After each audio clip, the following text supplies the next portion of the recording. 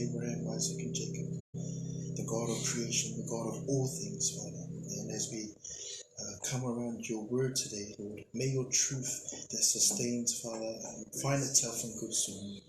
And may what is not of truth, Father, let that fall on their fears, Father. As your word says that heaven and earth will pass away, but it's your truth, Father, that would go on forever, Father. So we thank you for this time of fellowship.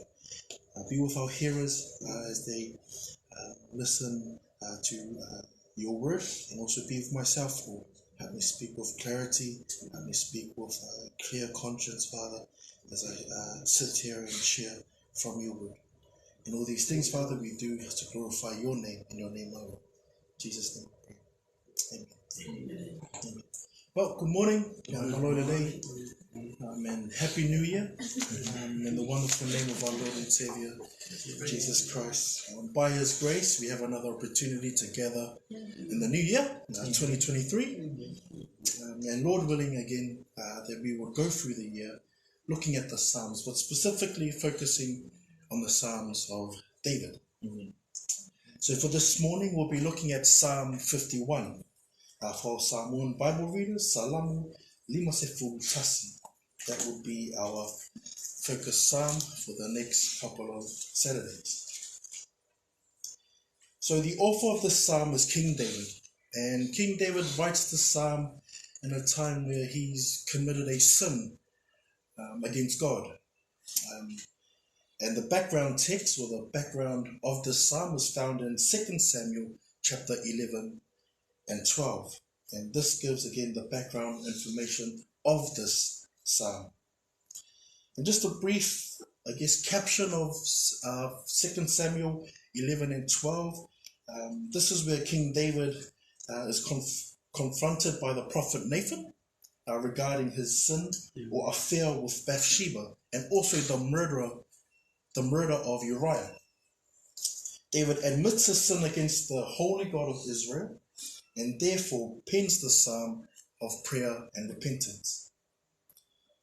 Our psalm this morning is broken into 5 parts. So part 1 is verses 1 to 2, and that's the plea for forgiveness. Part 2 is verses 3 to 6, and this is the confession of the psalmist.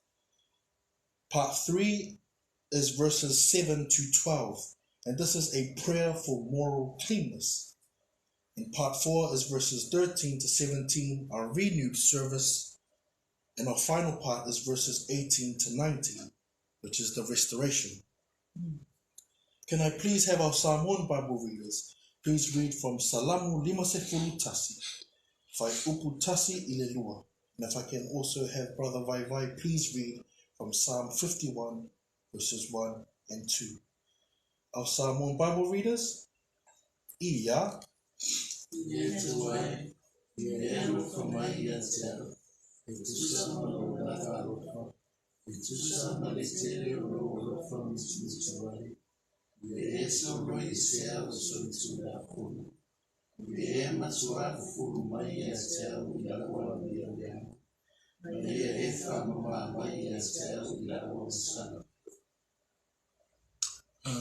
Psalms 51 verse 1 and 2. Have mercy upon me, O God, according to your loving kindness, according to the multitude of your tender mercies. Blot out my transgressions. Wash me thoroughly from my iniquity, and cleanse me from my sin. David confronted by the prophet Nathan regarding his sin, and with David understanding what he has done before a holy, righteous God, starts this psalm.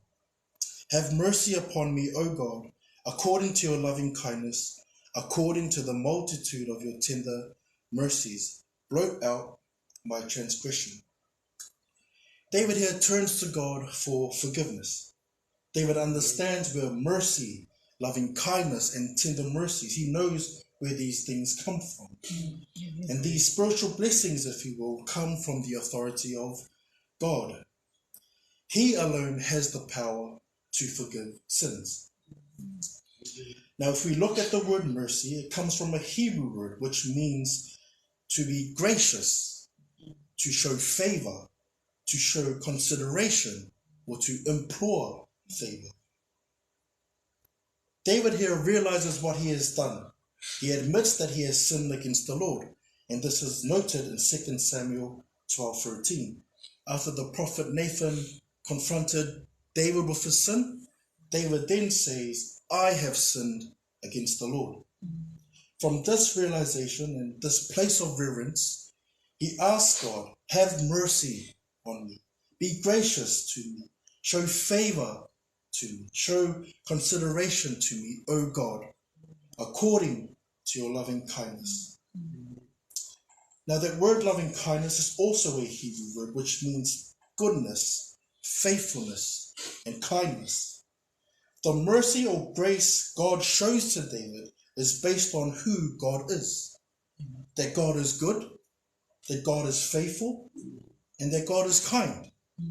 David has nothing to do with God showing him mercy. This is based on God's loving kindness and goodness alone.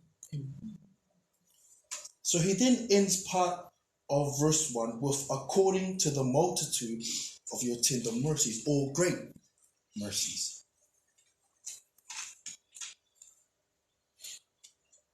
In these scripture references that we will go through, we will see the psalmist turning to God in different times of his life. And we've gone over it last year when David's in trouble or when he's in distress, hiding from his enemies or even surrounded from his enemies. David turns to the Lord. If I can have our Samoan Bible readers, please read from Salamu Selau Male Iwa, Fai Upu Lua Se Fulu Maleonu. Salamu Selau Male Iwa, Fai Upu Lua Se Fulu Maleonu. And now we'll read in English.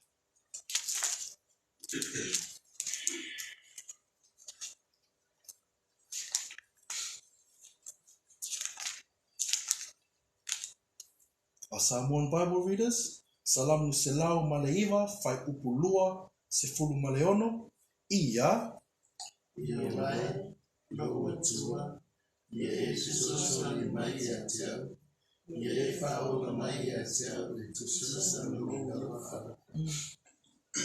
Psalm 109 verse 26 reads this. Help me, O Lord my God, O save me according to your mercies. And another text I want us to look at is Psalm 4 verse 1. If I can have our Samoan Bible readers, please read from Salamu Fa Fai Upu Mua Mua. Salamu Fa Fai Upu Mua Mua. And if I can have Brother Vai Vai, please read Psalm 4 verse 1, please. Our Samoan Bible readers, Salamu Fa Fai Upu Mua Mua. Ia. Netuai, Ne Utiami Utamwai, Ye Salimai Ila Wanawati, Moela Veina Unai Ufoma, Ye Ela Famaya Tel, Fafo Maila Sali. Psalms 4 verse 1. Hear me when I call, O God of my righteousness. You have relieved me in my distress. Have mercy on me and hear my prayer. We see in both scriptures that were just read of David turning to God. David understands that if there's anyone that could save him, if there's anyone he could trust, if there's anyone who would pull him out of trouble or save him, it would be none other than the holy God of Israel. So relating back to our Psalm 51, David turns to God again, knowing and acknowledging his wicked sin before a holy God. He understands that God alone has the power to forgive his sin. David ends verse 1 with, blot out my transgressions. That term or word blot comes from a Hebrew word, and it's also a verb which means to wipe or to erase. To wipe or to erase. So what David was asking or pleading with God is for God to wipe or to erase his transgression. David here understands the power of removing, of wiping away or erasing of sin is found in God alone.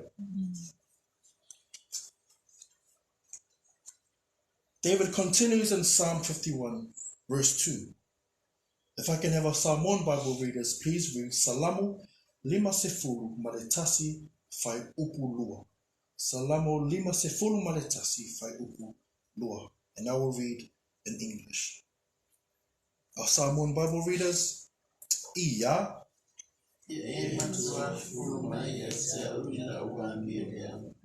Na e fa mai se ula wa sala. Psalm 51 verse 2. Wash me thoroughly from my iniquity and cleanse me from my sin. That term wash, when it's used, is also almost associated with a washing away or a cleaning of something. And we will see in some biblical texts that uses this term wash and how it's associated with cleaning or washing something off. We will read from 2 Old Testament examples, and we'll also read from 1 New Testament example. If I can have Brother Vaivai please read from Isaiah chapter 1 verse 16. And if I can have Sister Au please read from Jeremiah 4:14. And if I can have my wife please read from Acts 22:16. So Brother Vaivai, Isaiah 1:16, Sister Au, Jeremiah 4:14, and my wife, Acts 22:16. Brother Vaivai, Iya. Isaiah 1:16. Wash yourselves, make yourselves clean. Put away the evil of your doings from before my eyes. Cease to do evil. Sister Au, please. Iya. Jeremiah 4:14. O Jerusalem, wash your heart from wickedness, so you may be saved. How long shall your evil thoughts lodge within you? Han, please. Iya. Acts 22:16. And now why do you wait? Rise and be baptized and wash away your sins, calling on his name. The association of the word wash talks about the washing, the cleansing away from sin. Isaiah 1:16, wash, make yourself clean, remove the evil deeds. Jeremiah 4:14, wash your heart from evil. Acts 22:16, wash away your sins. Even in our psalm this morning, David says to God, wash me thoroughly from my iniquity. And he adds in there, cleanse me from my sin. David seeks, prays, and pleads with the one and only who can forgive, wash, and cleanse him from his sin and iniquity. There are 2 lessons that we could draw from these 2 verses. And number 1 is that we see the need for a savior. David understands the sin he committed. Therefore, he pleads with God for mercy and forgiveness. It's fitting that we as a church are learning about sin according to the Bible, because it's knowing how wretched and how weak we really are that we truly see the desperate need of our Savior. And number 2 is forgiveness is found in God through the Lord Jesus Christ. David understands that only God can forgive him of his iniquity and sin. For us today, praise God, that we as believers are adopted into the family of God, that we too can come before God, acknowledge our sin, ask for forgiveness. As 1 John 1:9 says, if we confess our sins, he is faithful and just to forgive us our sins and to cleanse us from all unrighteousness. I pray that the word or the application drawn from Psalm 51 verses 1 and 2 encourages us that we can come to God, and forgiveness is found in none other than God himself. That was our devotion for today. I'll pray to end us off in this session, and I'll hand it over to Brother Vaivai for a time of worship. Let us pray. Lord, again, we are so in awe, Father, and We don't understand, Lord, your love and your grace that you have shown us, Father. Undeserving and wretched as we are, Father, you continue to show yourself faithful to us. Even when we are faithless, Lord, you remain faithful. So we thank you, Lord, for your truth. I pray that your truth has found itself in good soil, Father, and we pray that in your timing and your timing alone, that you will bring it into fruition. Strengthen us, Lord, to apply the truths that we can come to you, Father, in times of need, or in times where we fall short of your glory, Father. We can come to through the name of our Lord and Savior, Jesus Christ, and it's by him and him alone that we can have forgiveness. I thank you, Father, for your word today. In Jesus' name we pray. Amen.